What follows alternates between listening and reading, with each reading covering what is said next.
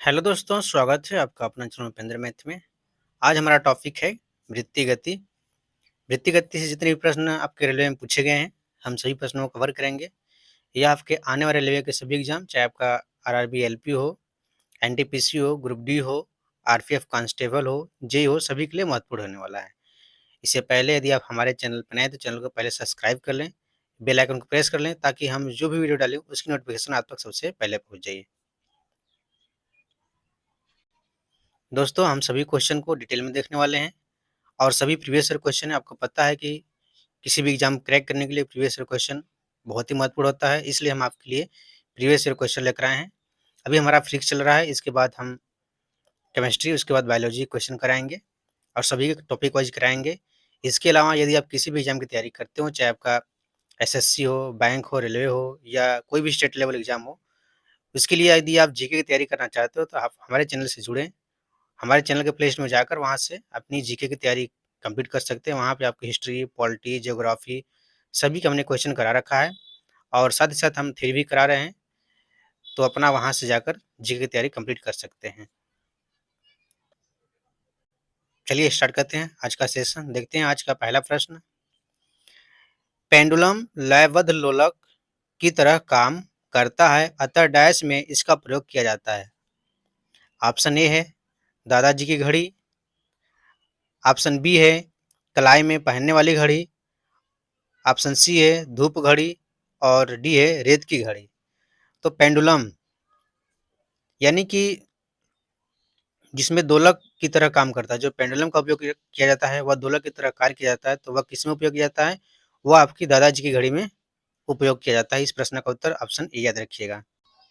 अगला प्रश्न है, जब कार एक मोड़ लेती है तो वह कौन सा बल है जो हमें बाहर की ओर धक्का देता है?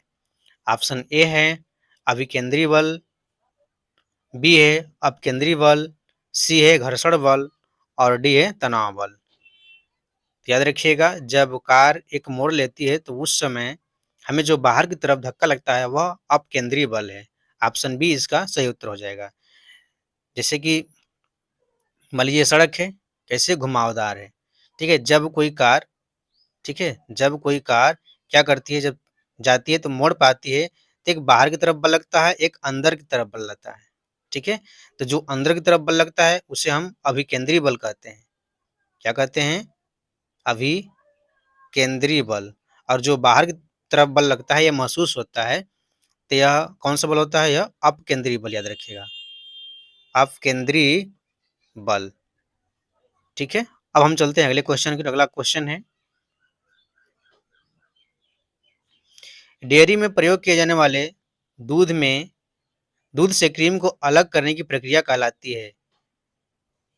ऑप्शन ए है डिकैंटेशन, बी है आंशिक आसवन, सी है अपकेंद्रीकरण और डी है क्रिस्टलीकरण। याद रखिएगा, डेयरी में प्रयोग किए जाने वाले दूध से क्रीम निकालने को वह प्रक्रिया है अपकेंद्रीकरण। ऑप्शन सी इसका सही उत्तर है। देखिए उसमें क्या होता है कि उसमें एक मशीन होती है, ठीक है, कैसी मैकेनिकल मशीन होती है, और उसको क्या किया जाता है, हाथ के सहारे हम उसको बहुत तेजी से घुमाते हैं, ठीक है। तो उसके जो कण होते हैं ना, वह क्या करते हैं, बाहर की तरफ आके चिपक जाते हैं, ठीक है। किस बल के कारण? वह अपकेंद्रीय बल के कारण, जिससे हम क्या करते हैं, क्रीम को बाहर निकाल लेते हैं, ठीक है। अगला प्रश्न है, जब एक वस्तु एक समान वृत्तीय वेग उत्पन्न करती है तो निम्नलिखित में से कौन सा परिवर्तित होता है? ठीक है, कैसी गति करती है? वह एक समान वृत्तीय गति करती है, याद रखिएगा। यह आपका प्रश्न आरआरबी एलपी टेक्नीशियन पूछा गया प्रश्न है, ठीक है। जब कोई वस्तु एक समान वृत्तीय वेग उत्पन्न करती है, ठीक है, तो उस समय कौन सा परिवर्तित होता है? ऑप्शन ए द्रव्यमान, बी संवेग, सी गति और डी दिशा। तो याद रखिएगा, जब भी कोई कण, ठीक है, अगर यदि बिंदु ए पर है तो यहाँ पे क्या होगा, इसकी दिशा इस बिंदु के पर खींचे गए स्पर्श रेखा के दिशा में होती है, ठीक है। यानी कि इसकी दिशा क्या होगी, इधर होगी। यदि हम इस बिंदु पर स्पर्श रेखा खींचे तो इसकी दिशा किधर होगी, इधर होगी। यदि हम इस बिंदु पर स्पर्श रेखा खींचे तो इसकी दिशा इधर होगी। यानी कि वह क्या करती है, वह प्रत्येक बिंदु पर अपनी दिशा बदलती रहती है, ठीक है। तो क्या परिवर्तित होगा, इसका उत्तर हो जाएगा सही ऑप्शन डी, यानी कि दिशा उसका परिवर्तित होता रहता है। याद रखिएगा। अगला प्रश्न है लट्टू को घुमाना किसका एक उदाहरण है? ऑप्शन ए है केंद्राभिमुख बल, बी है अपकेंद्री बल, सी है गुरुत्वाकर्षण बल और डी है घर्षण बल। याद रखिएगा, लट्टू घुमाना केंद्राभिमुख बल का उदाहरण है। ऑप्शन ए इसका सही उत्तर हो जाएगा। ठीक है। अपकेंद्री बल से क्या करते हैं? हम दूध से क्रीम को बाहर निकालते हैं। गुरुत्वाकर्षण बल क्या है? तो गुरुत्वाकर्षण बल के द्वारा किसी भी वस्तु को पृथ्वी खींचती है, जिस बल से उसे हम क्या कहते हैं? गुरुत्वाकर्षण बल कहते हैं। घर्षण बल क्या है? या दो सतहों के बीच में जो बल लगता है उसे हम क्या कहते हैं? घर्षण बल कहते हैं। ठीक है, याद रखिएगा। यह आपका आरआरबी एनटीपीसी में पूछा गया सवाल है। अगला प्रश्न है, एक बहुत पुराने मॉडल की पेंडुलम घड़ी की कार्य पद्धति पूरी तरह से डैश थी, तो कैसी थी? Option A mechanical, B mechanical और इलेक्ट्रिकल, डी विद्युत और सी विद्युत और डी बैटरी संचालित। याद रखिएगा, जो बहुत पुराने मॉडल की पेंडुलम घड़ी थी वह पूरी तरह से मैकेनिकल पर आधारित थी। ऑप्शन ए इसका सही उत्तर हो जाएगा। अगला प्रश्न है, रोलर कोस्टर की सवारी में कौन सा बल कार्य करता है? ऑप्शन ए है अपकेंद्री बल, बी है अभिकेंद्री बल, सी है गुरुत्वीय बल और डी है अभिलंबी। तो वह कौन सा बल होगा? याद रखिएगा, वह आपका अभिकेंद्री बल होगा। ऑप्शन बी इसका सही उत्तर हो जाएगा। प्रश्न है, यदि कोई पिंड रूपांतरित गति में एक वक्र पथ पर गति करता है तो इस गति को डैश कहते हैं। तो जब कोई पिंड रूपांतरित गति में एक वक्र पथ पर, ठीक है, वक्र यानी कि वृत्तीय पथ पर गति करता है तो उस प्रकार की गति को हम क्या कहते हैं? वक्र रेखीय गति कहते हैं। ठीक है, ऑप्शन डी इसका सही उत्तर हो जाएगा। अगला प्रश्न है, किसी निकाय को एक समान वृत्तीय गति में चलाने में लगने वाले आवश्यक नियत बल को डैश कहा जाता है। किसी निकाय को एक समान वृत्तीय गति में चलाने में लगने वाले आवश्यक नियत बल को क्या कहते हैं? उसे हम अभिकेंद्री बल कहते हैं। ऑप्शन सी इसका सही उत्तर हो जाएगा। याद रखिएगा, जब कोई निकाय या कोई वस्तु है, ठीक है, जब उसे क्या करता है?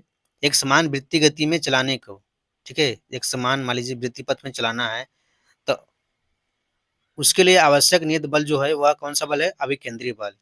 जैसे सूर्य का, जैसे पृथ्वी का सूर्य का चक्कर लगाना, ठीक है, ये किस बल के कारण होता है? अभिकेंद्री बल के कारण होता है। तो इसे याद रखिएगा। अगला प्रश्न है, जब कोई वस्तु एक समान वृत्तीय गति में घूर्णन करती है तो प्रत्येक बिंदु पर इसका डैश बदल जाता है। ऑप्शन ए है दाब बदल जाता है, बी है वेग बदल जाता है, सी जड़त्व और डी द्रव्यमान। याद रखिएगा, जब कोई वस्तु एक समान वृत्तीय गति में घूर्णन करती है तो प्रत्येक बिंदु पर इसका वेग क्या हो जाता है? बदल जाता है। क्योंकि जब कोई वस्तु वृत्तीय पथ पर गति करती है तो हर एक बिंदु पर क्या होता है? उसकी दिशा चेंज होती है। जब दिशा चेंज होती है तो इसका मतलब वेग बदलता है। ठीक है, याद रखिएगा। अगला प्रश्न है, यदि एक साधारण लोलक की लंबाई बढ़ा दी जाए तो इसका आवर्तकाल क्या होगा? तो याद रखिएगा, जब लंबाई बढ़ा दिया जाता है, प्रश्न क्या होता है? T equal to under root L by G, L by G. T बराबर टू पाई करड़ी में एल बाई जी होता है। ठीक है, तो हम क्या करते हैं? इसकी लंबाई बढ़ा देंगे तो क्या होगा? आवर्तकाल बढ़ जाएगा, यानी कि ऑप्शन ए इसका सही उत्तर हो जाएगा। याद रखिएगा, यह फार्मूला है। अगला प्रश्न है, दोलक के लिए निम्नलिखित में से कौन सा सही नहीं है? ऑप्शन ए है आपका साइन वेव हो सकता है, यह सही है। स्क्वायर वेव हो सकता है, यह भी सही है। अर्ध स्क्वायर वेव हो सकता है, यह गलत है। ठीक है, रेडियो ट्रांसमीटर द्वारा प्रसारित सिग्नल दोलक सिग्नल का उदाहरण है, यह भी सही है। ठीक है, साइन वेव क्या होता है? इस प्रकार से जो वेव होती है उसे साइन वेव कहते हैं। स्क्वायर वेव क्या होता है? तो याद रखिएगा, ठीक क्या है? आपकी स्क्वायर वेव है। अगला प्रश्न है,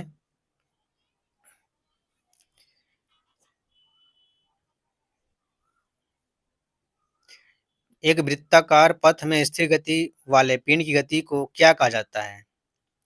ऑप्शन ए परिसंचारी गति, बी दोलनीय गति, सी अस असमान वृत्तीय गति और डी है समान वृत्तीय गति। तो याद रखिएगा, एक वृत्ताकार पथ में स्थिर गति वाले पिंड की गति को हम समान वृत्तीय गति कहते हैं। ऑप्शन डी इसका सही उत्तर हो जाएगा।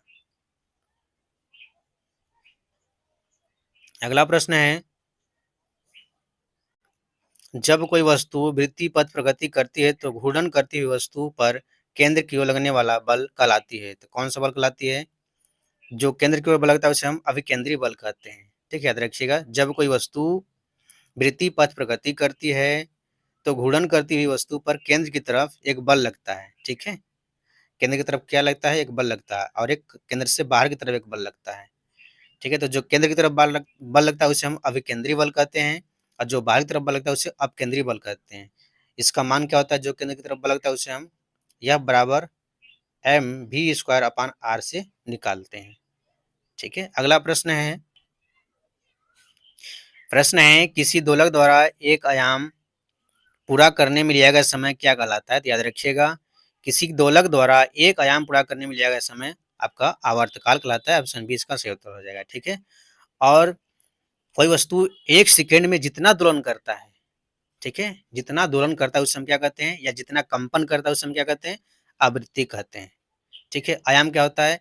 जब कोई वस्तु अपने प्रारंभिक स्थिति से अधिकतम विस्थापित होता है। ठीक है, जब कोई वस्तु, मान लीजिए क्या है, दृढ़ पिंड है, यह क्या है, एक दोलक है, और इस प्रारंभिक बिंदु से अधिकतम विस्थापित होता है, उसे हम क्या कहते हैं? दो आयाम कहते हैं। ठीक है, अगला प्रश्न है,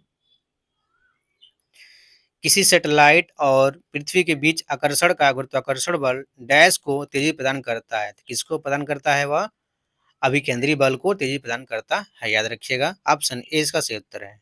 ठीक है, अगला प्रश्न है, झूले पर बैठे लड़के की गति डैश होती है, कैसी होती है? एक समान गति, वृत्तीय गति, असमान गति या आवर्ती गति। तो झूले पर बैठे लड़के की गति कैसी गति होती है? तो आपका हो जाएगा आवर्ती गति। ऑप्शन डी इसका सही उत्तर हो जाएगा।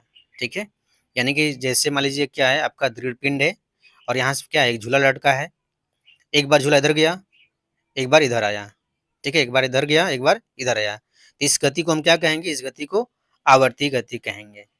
ठीक है, और जितना एक बार में, मतलब इस प्रारंभिक स्थिति से जिस भी हो, चाहे इधर जितना अधिक विस्थापित होगा उसे हम क्या कहेंगे? उसे आयाम कहेंगे। ठीक है, तो आशा करता हूँ कि इस क्वेश्चन समझ में आ गए होंगे। तो आज के लिए इतना ही। यदि आपको वीडियो पसंद आया तो वीडियो को लाइक, शेयर और चैनल को सब्सक्राइब जरूर करें।